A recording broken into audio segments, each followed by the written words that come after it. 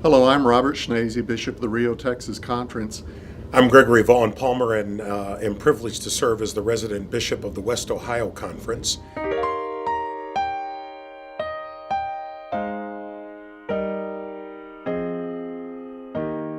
So Bishop Palmer and I have known each other for a long time, but most of the people on the commission I had no previous relationship with, and it's difficult to describe the many cultural differences, theological perspective differences, differences in generations that are represented on the commission.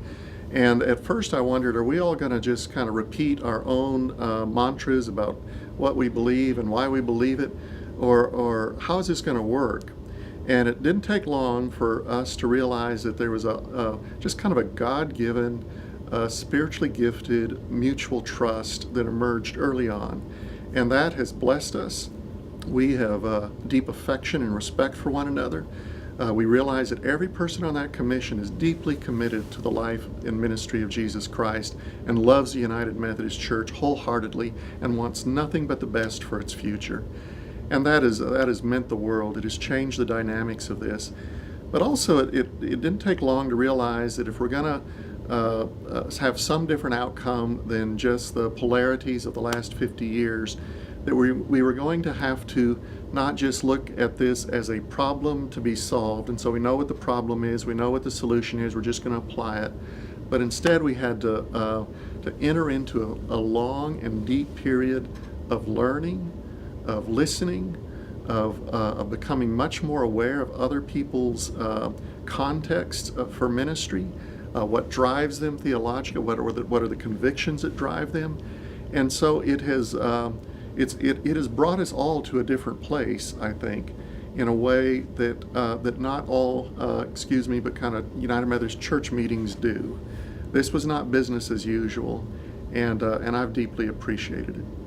It's been a marvelous engagement, and the sense of what I think is transformative community that has been built across ginormous differences is compelling.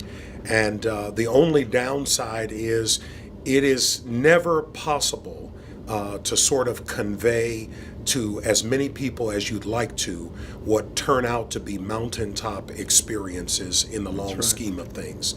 And so what I pray is that in various ways around the whole global United Methodist Church, people would have such transforming and renewing experiences across difference, however that difference is defined, and discover that we do indeed have more in common that is worth our pursuing together, that we need not let the things that we don't all hold in common be our undoing.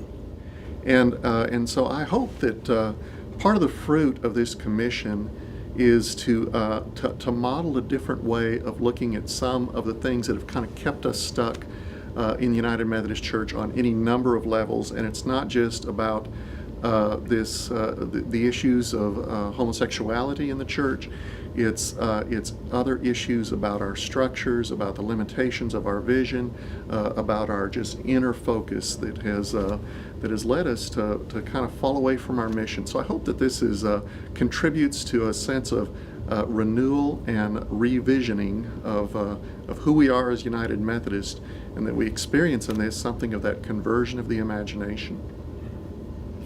You also mentioned creativity. Mm-hmm.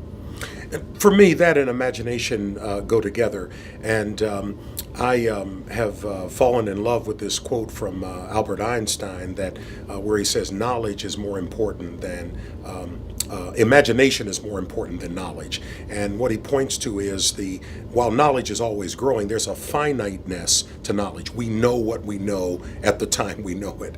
Imagination is always inviting us to be more expansive, to be more creative, and to think think forward and to see possibilities.